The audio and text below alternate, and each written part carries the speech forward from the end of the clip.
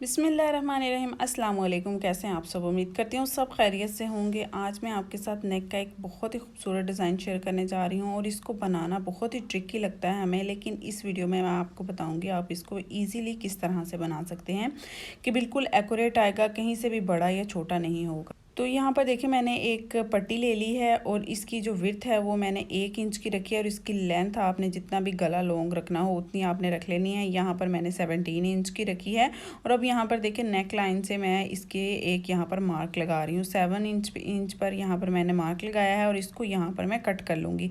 सीधी हमने पट्टी ली है लेकिन हम इसको वी शेप में बना रहे हैं क्योंकि वी शेप में जो कॉलर होता है उसको बनाना बहुत ही मुश्किल लगता है। तो ये एक बहुत ही आसान तरीका है, कोई भी इस तरीके से ये गला जो है वो बना लेगा और बिल्कुल एक्यूरेट आएगा, कहीं से भी बड़ा छोटा नहीं होगा, कहीं भी चुनट नहीं आएगी। तो आपने सीधी पट्टी को लेकर उसमें इस तरह से जहाँ पर आप जितना आपने गला लॉन्ग रखना हो, डीप रखना हो, उतनी यहाँ पर आपने वहाँ पर कट लगा लेना है जहाँ से हमारा वी बनेगा। तो ये देखिए कुछ इस तरह से मैंने अब इसको रखा है और यहाँ पर मैंने डबल फैब्रिक लिया है और उसके ऊपर मैंने 3 इंच का मार्क लगा लिया है कि हमने ऊपर से अपना गला 6 इंच का रखना है विड्थ में खुला और वहाँ पर मैंने 3 इंच का मार्क लगा लिया है। और अब यहाँ पर हमने कुछ इस तरह से पट्टी को रखना है और दोनों साइडों से सिलाई का मार्जिन छोड़ते हुए इसको कुछ इस तरह से पेस्ट कर लेना है क्योंकि इसके ऊपर भी सिलाई आएगी और दूसरी साइड से जो है ये शर्ट के साथ अटैच होगा। तो कुछ इस तरह से देखिए मैंने इसको प्रेस करते हुए जोड़ लिया है। दोनों साइडें इसी तरह से हमने कट लगा कर जोड़ लेनी है। तो ये हमारा गला हो गया रेडी और अब हमने शर्ट ले लेनी है। शर्ट का जो फ्रंट होता है वो मैंने ले लिया। अब इसके ऊपर हमने मार्किंग करनी है कि हमने इसको कट किस तरह से करना है। ये बहुत ही केयरफुली करने वाला काम है, आपने इसको बहुत ही ध्यान से देखना है कि हमने इसको किस तरह से करना है। तो ये देखिए ये हमारा सिलाई का मार्जिन था, इसको हमने छोड़ देना है और अब यहाँ पर हमने देखना है कि हमारे पास गला कितना बचता है। हमारे पास गला जो है वो 3.5 इंच बच रहा है और ये हमने जो पट्टी है उसका मार्जिन भी साथ रखते हुए देखा है।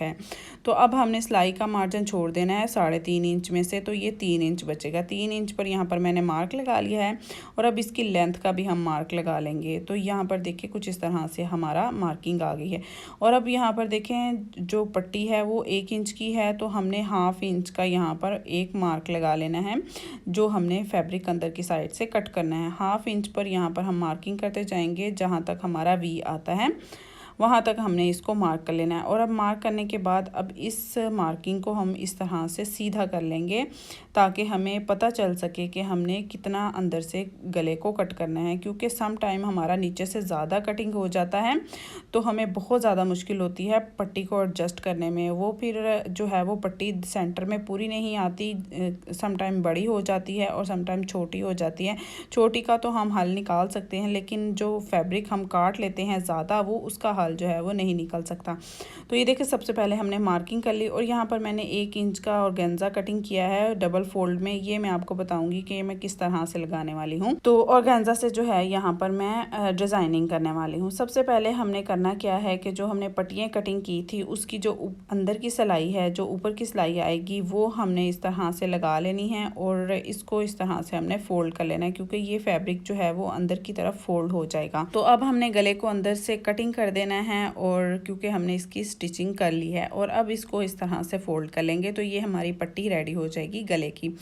तो इस तरह से हमारा वी में गला बिल्कुल परफेक्ट आएगा। और अब जहाँ पर वी है वहाँ पर मैंने कट लगा लिया और इसको अच्छी तरह से प्रेस कर लिया। अब यहाँ पर मैंने गम स्टिक ली है और जो बुकरम वाली पट्टी है उसके ऊपर गम स्टिक लगाते हुए इसको मैं अंदर की तरफ फोल्ड कर लूँगी क्योंकि इसकी फिनिशिंग आना बहुत ही ज़रूरी है। और इसको अच्छी तरह से हमने इस तरह से फोल्ड कर लेना है और जो नीचे की साइड है उसको मैं इस तरह से ऊपर की साइड पर लाते हुए अच्छी तरह से प्रेस की मदद से फोल्ड कर लूँगी। हल्का सा मैं पानी का शावर लगाऊंगी और इसको कुछ इस तरह से फोल्ड कर लूँगी। दोनों पट्टियाँ देखें इस तरह से मैंने रेडी कर ली हैं और अब इनको लगाना हमारे लिए बहुत ही ज़्यादा ईजी हो जाएगा। आप देखेंगे कि कितनी आसानी से हम इसको लगा लेंगे। और अब यहाँ पर हम थोड़ी सी डिज़ाइनिंग करने वाले हैं नेक लाइन पर। तो ये जो ऑर्गेन्जा की डबल फोल्ड में मैंने पट्टी ली है, इसका जो डबल फोल्ड है वो अंदर की तरफ रखते हुए और जो ओपन वाली साइड है वो बाहर की तरफ रखते हुए कुछ इस तरह से मैंने इसको स्टिच कर लेना है कि सिलाई का मार्जिन छोड़ते हुए इस तरह से स्टिच करना है। जहाँ पर हमने मार्किंग की है वहाँ से हमने सिलाई का मार्जिन छोड़ना है। तो ये देखिए कुछ इस तरह से हमारी मार्किंग आएगी और अब हमने इसको इस तरह से मार्किंग मार्किंग के अकॉर्डिंगली इस तरह से स्टिच करते जाना है। और अब यहाँ पर देखें, जहाँ पर हमारी मार्किंग की हुई है वहाँ से हमने इसको सिलाई को बंद कर देना है। एक स्टिच ना आगे आए और ना ही एक स्टिच पीछे आना चाहिए, क्योंकि एक स्टिच से ही हमारा यहाँ पर सारा गला ख़राब हो जाता है। तो दोनों पट्टियाँ मैंने इसी तरह से अटैच कर ली हैं और बिल्कुल एपोजिट आमने सामने आई हैं। एक सिलाई ना आगे है और ना ही पीछे है। अब जो सेंटर का फैब्रिक है गले का, वो हमने इस पॉइंट पर कट करना है। मैं चाहूँ तो इसको पहले भी कट कर सकती थी, लेकिन जब आप इस पॉइंट पर इसको कट करेंगे तो आपका गला बड़ा छोटा नहीं होगा, क्योंकि यहाँ पर मैंने इसको पट्टी को अटैच किया है।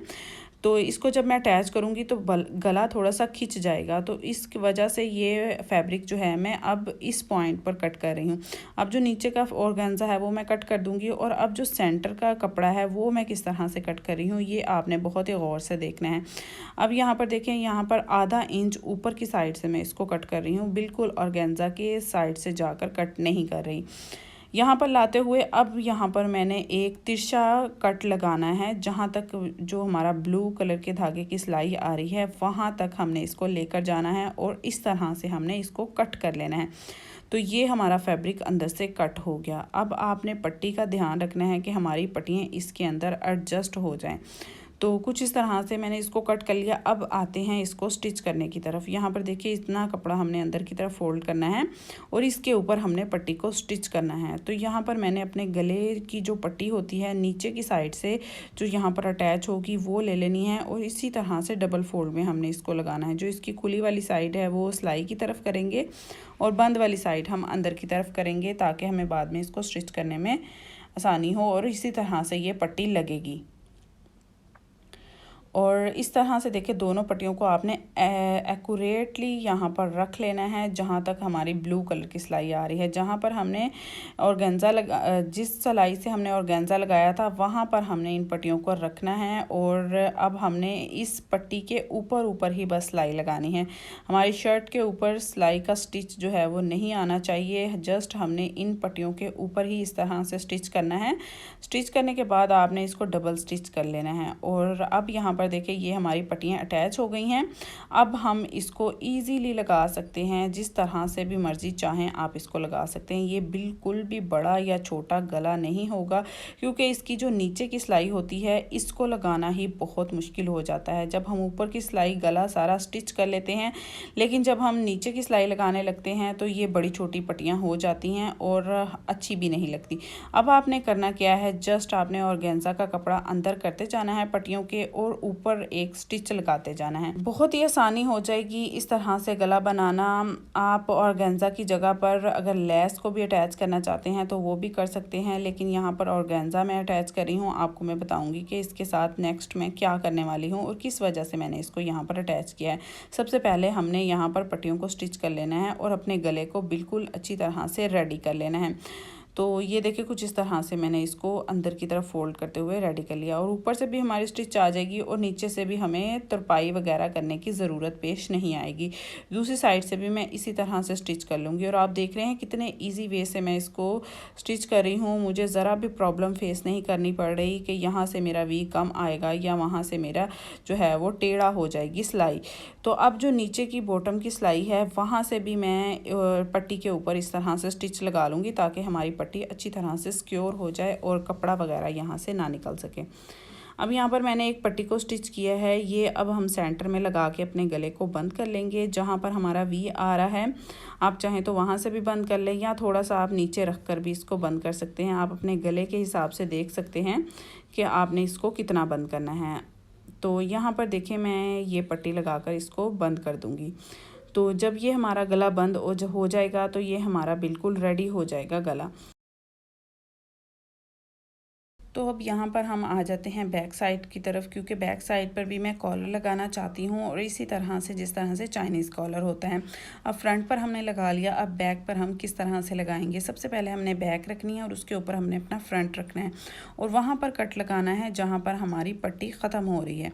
तो यहाँ पर देखिए, जहाँ से हमारी पट्टी इस तरह से ख़त्म हो रही है वहाँ पर हमने इस तरह से कट लगा लिया और ये थोड़ा सा हम इसको तिरछा कटिंग कर लेंगे बैक साइड को। और अब यहाँ पर सिलाई भी हमने वहाँ तक लगानी है जहाँ तक हमने कट लगाया है, यानी जो हमने फ्रंट पे पट्टी लगाई है वहाँ तक हमने सिलाई को लगा लेना है।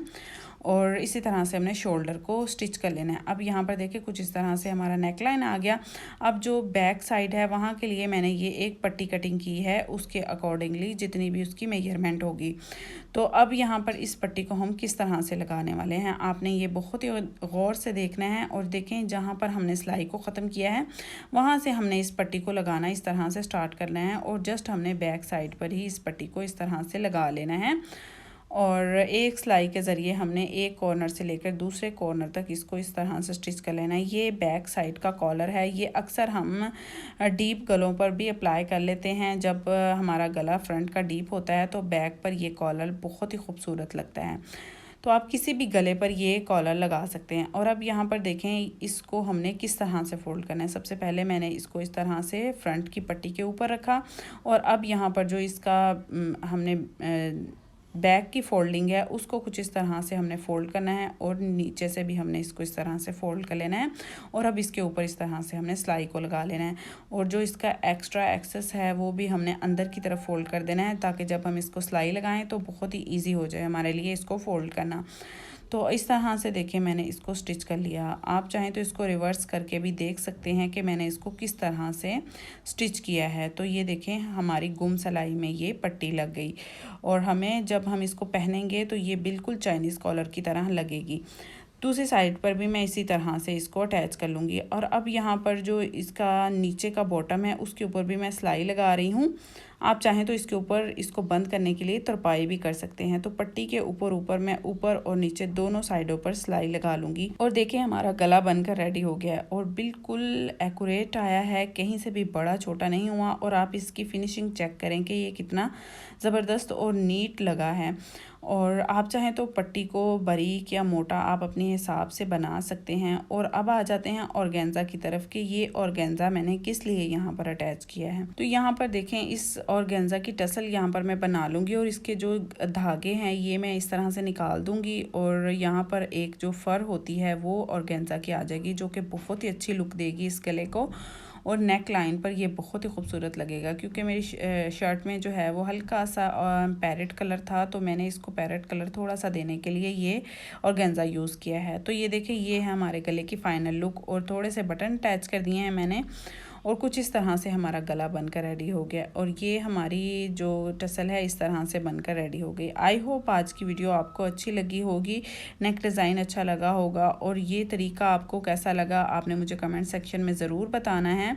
तो मिलते हैं एक नई वीडियो के साथ। अपना बहुत सा ख्याल रखिएगा, दुआओं में याद रखिएगा। अल्लाह हाफिज़।